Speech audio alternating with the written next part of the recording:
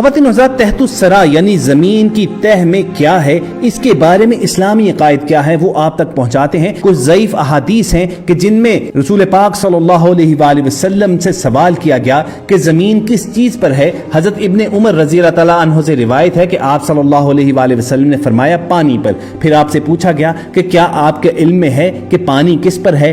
आप सल्लल्लाहु अलैहि वसल्लम ने जवाब दिया सब्ज चट्टान पर। फिर अर्ज किया गया कि आपको यह भी इल्म है कि ये चट्टान किस पर है? तो आप सल्लल्लाहु अलैहि वसल्लम ने फरमाया मछली की पुश्त पर जिसके दोनों किनारे अर्श से मिले हुए हैं। अर्ज किया गया आपके इल्म में है कि मछली किस पर है? तो आप सल्लल्लाहु अलैहि वसल्लम ने इरशाद फरमाया एक फरिश्ते के कंधे पर जिसके कदम हवा में हैं। हजरत इब्ने उमर रज़ी अल्लाह तआला अन्हु फरमाते हैं कि चौथी जमीन के ऊपर और तीसरी जमीन के नीचे जिन्नात हैं। अगर ये तुम्हारे सामने जाहिर हो जाएं तो इनकी कसरत तादाद की वजह से इनके साथ सूरज की कुछ रोशनी न पाओगे। इनमें हर जाविये पर खुदा की मोहरों में से एक मोहर है और हर मोहर पर फरिश्तों में से एक फरिश्ता मुकर्रर है। खुदा के पास जो फरिश्ते हैं उनमें से हर रोज हक ताला एक फरिश्ता भेजते हैं जो कुछ तेरे पास है उसकी हिफाजत करे। हजरत इब्ने अमर बिन अल आस रज़ियल्लाहु तआला अन्हु से रिवायत है कि रसूलुल्लाह सल्लल्लाहु अलैहि वसल्लम ने इरशाद फरमाया हर जमीन के और जो उससे मिली हुई जमीन है उनके दरमियान 500 साल का फासला है। और कुछ दीगर सहाबा कराम फरमाते हैं कि हक ताला ने जमीन को मछली पर पैदा फरमाया है और ये वही मछली है जिसका जिक्र अल्लाह ने सूरतुल कल्म में फरमाया है।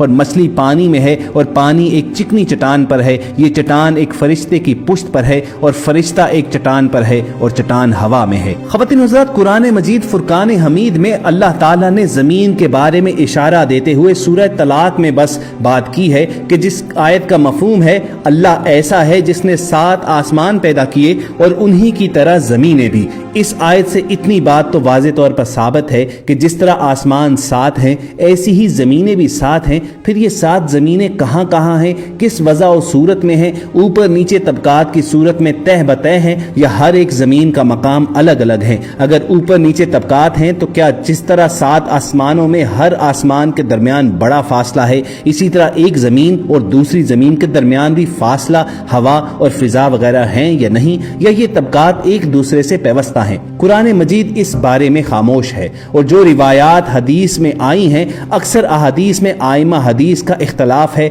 बाज इनको सही साबित करार देते हैं और बाज को आइमा कराम मन घड़त और ज़ईफ कहते हैं। इसीलिए महफूज सूरत यह है कि उस पर ईमान लाएं और यकीन करें कि ज़मीनें भी आसमान की तरह 7 हैं और सबको अल्लाह ताला ने अपनी कुदरत कामिला से पैदा फरमाया है। इतनी ही बात कुरान में बयान की गई है। लेकिन ख़वातीन हज़रात, एक बात जरूर तय है कि इन चीज़ों की तख्लीक से अल्लाह ताला ने अक्लमंदों को गौर व फिक्र की दावत दी है और जिन बातों का जिन निशानियों का अल्लाह ताला ने कुरान पाक में जिक्र किया हुआ है उनमें सबसे पहले ज़मीन व आसमान की पैदाइश का जिक्र है। कायनात में गौर व फिक्र का दायरा बहुत वसी है। इसमें जितना तदब्बुर किया जाएगा उतने ही इसके असरार व रमूज मुनकशिफ होंगे और खालिक कायनात की अजीम कुदरत पर ईमान व यकीन में इजाफा होगा। आफाक में फैली हुई निशानियों में गौर व फिक्र की दावत देते हुए बाज ऐसे हकायक भी कुरान करीम ने बयान किए हैं कि आज सदियां गुजरने के बाद साइंसी अलूम की तरक्की की दौर में नई नई तहकीकात और इंकशाफात के नतीजे में माहिरीन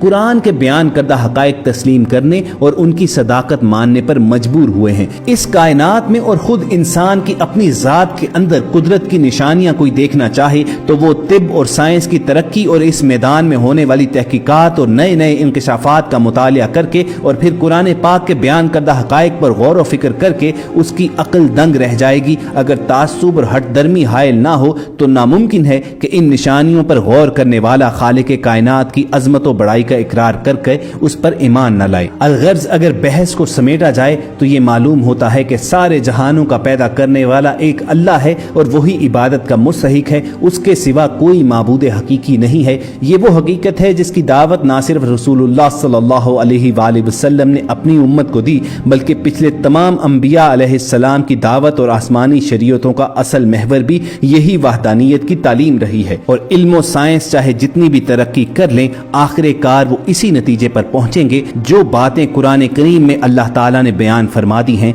वही हक पर मबनी है।